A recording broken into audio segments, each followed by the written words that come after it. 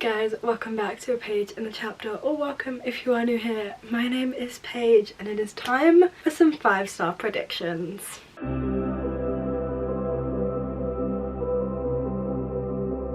I don't remember the last time I did a 5-star predictions video, but I do really enjoy these because then I get to do the follow-up videos where I tend to add a little bit of spice and make them into a little bit of a drinking game with myself. So there are stakes to my 5-star predictions. If I don't correctly predict, I do end up getting punished with alcoholic beverages. So these are very fun for me to film, both in that I get to do those follow-up videos and I get to kind of add some stakes to my reading, but also just fun in that I get to talk to you about some books that I'm really excited to read, and also choose books off my shelf that I think are just going to be 5-star reads and new favourites. I have actually had quite a lot of 5-star reads already this year. I'm really picking books well.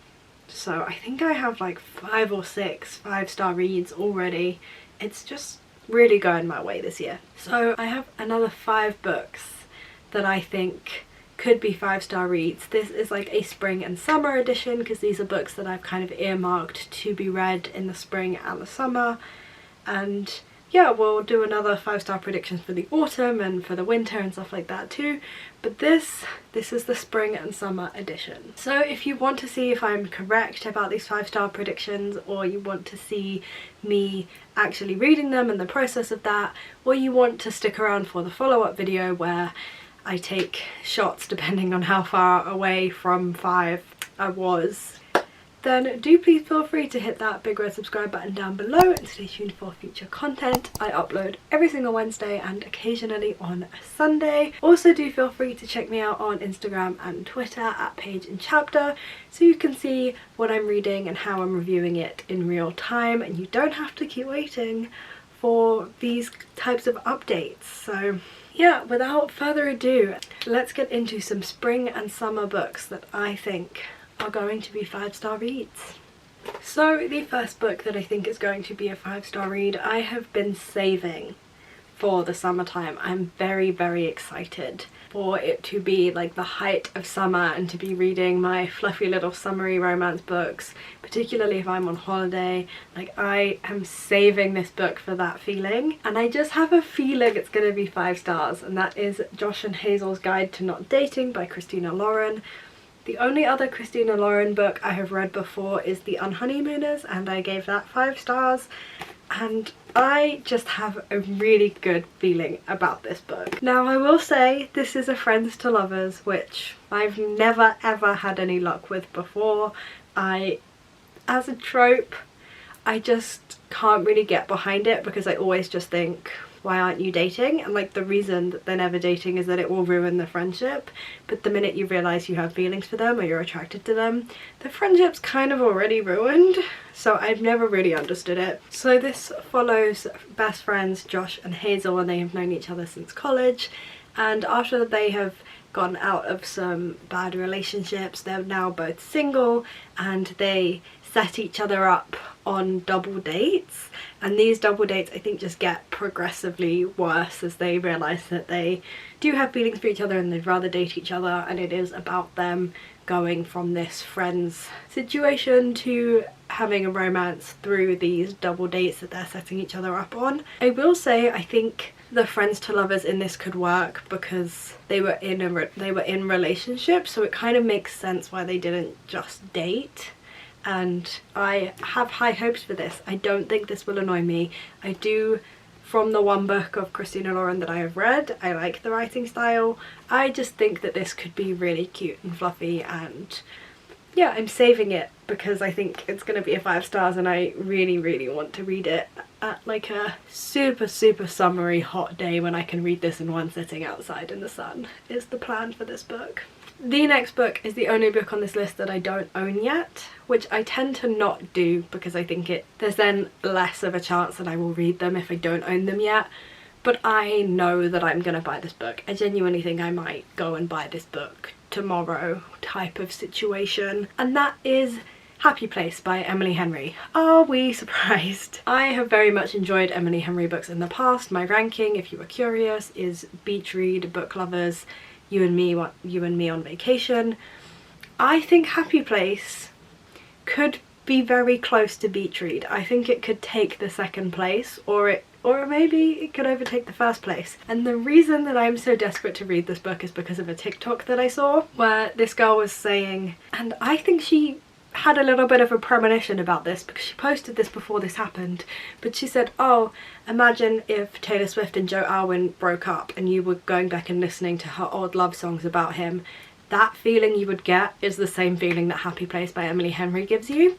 And now that Taylor Swift and Joe Alwyn have broken up, and that is very much a feeling that I am experiencing, I can tell you that I'm probably going to love Happy Place by Emily Henry. I think it's going to be kind of uplifting and heartbreaking and bittersweet and all of the things that I love in books and that make me emotional. And I have really, really high hopes. Emily Henry herself has compared the book to Maroon by Taylor Swift. It just seems like it's going to be absolutely perfect and everything that I want. So I'm literally going to go out and buy this book as soon as I possibly can, and then I'm probably going to read it straight away because I need to know what this book is. Well, I know what it's about, but I need to know what happens in this book. I have stayed fairly spoiler free and kind of plot knowledge free for this book because I do quite like to go into books not knowing anything about them, but I do believe this follows a couple, and we follow them in the past when we watch them falling in love and we see how truly in love they are, but we know from the present that they have broken up, and so it's this kind of understanding how we get from there to there in a very heartbreaking way, because you get to see how in love they are and knowing that it doesn't end well for them. But I am very hopeful that this will still have a happy ending, at least in some definition of the word happy, and I am very, very, very excited about this. The next 5-star prediction is a very rogue. I think I could either be very correct about this or very wrong about it. It will either be a 5 stars or it will be a 1-star / DNF, because this is so unlike things that I normally read. But I was really, really, really intrigued by it and I wanted to, so I'm nervous about it. But that is Girl, Woman, Other by Bernardine Evaristo. This won the Women's Prize for Fiction and the Booker Prize. I have heard incredible things about this book, but it is so not what I would ever gravitate towards normally.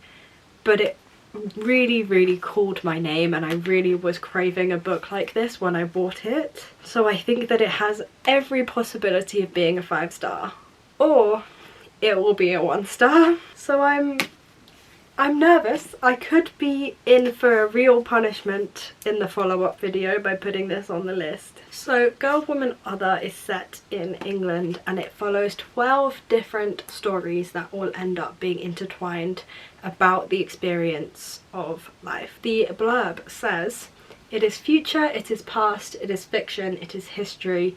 It is a novel about who we are now." So I think a book this highly awarded should definitely be given a chance.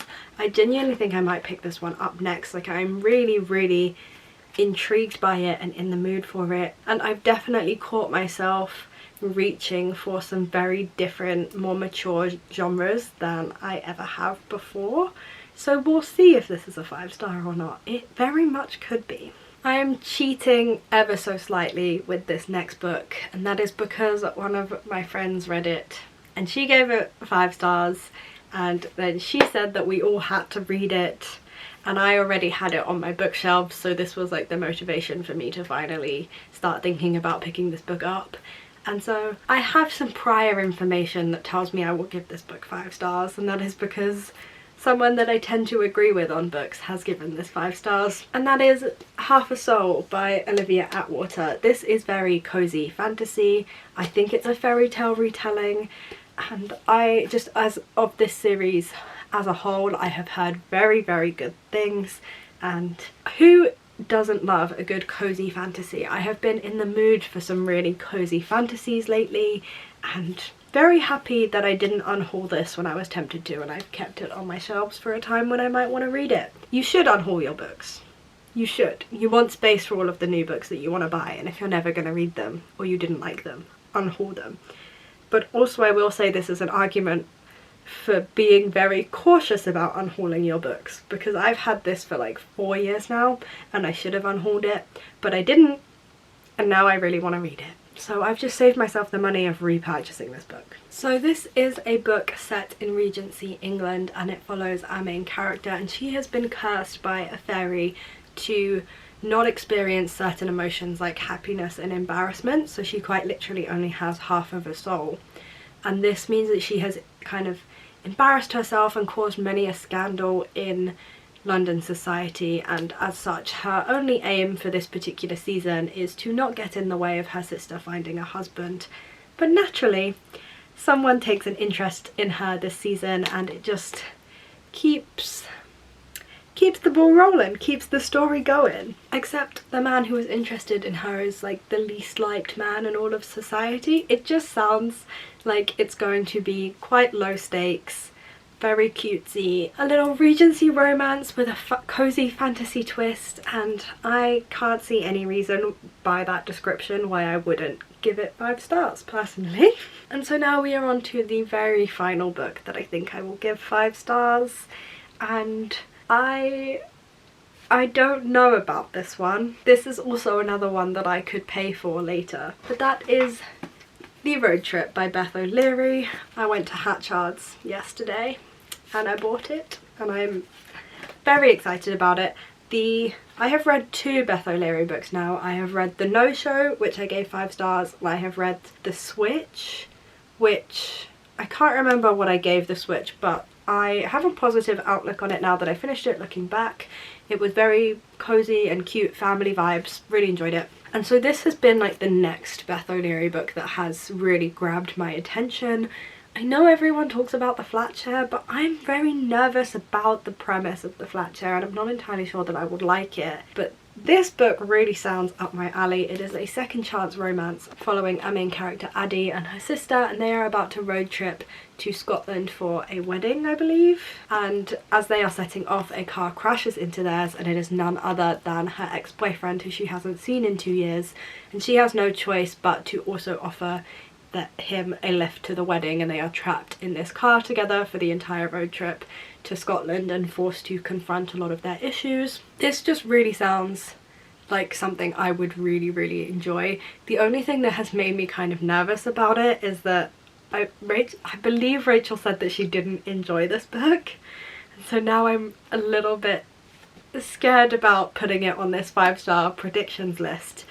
But just going off the blurb, like I have done for all of the other books, I can see this being like a book that I really enjoy, especially like even as much as The No Show by Beth O'Leary. I think Beth O'Leary does a really good job of putting heart and soul into her books and putting in these twists that really kind of change up the dynamic of the characters and change up the reading experience. And I think she writes books that are really quite weird. I would say you wouldn't exactly know sometimes where to shelve them. Like The No Show, for instance, it's a romance, but it's also more of a literary fiction, and I find her books very engaging and exciting and interesting, and so I'm really hoping that this will be another 5-star from this author that I can add to my list. And so here we have my 5-star predictions. Here are the 4 physical copies that I have, and then obviously I'm going to go and buy Happy Place as soon as I possibly can. I am feeling optimistic about my chances of getting these correct. We will find out in a couple months' time when I do the follow-up video and have to drink for how many stars away from my prediction that I was.